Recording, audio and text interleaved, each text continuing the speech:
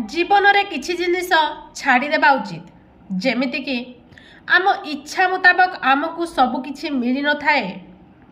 तेणु भविष्यतर चिंता छाड़देवा उचित। संतान माने बड़ होला परे सेमानकु आकट करिबा छाड़ी दियंतु।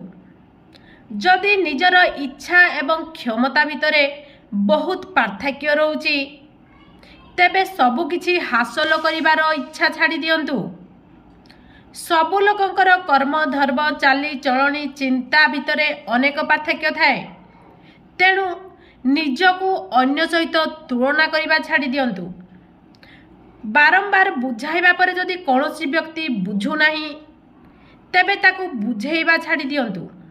हाँ आज्ञा, जेउ व्यक्ति आपणक साथी रे रही पछरे शत्रुता करुची सेही लोकंकु सबुदिन पई परित्याग कर दियंतु।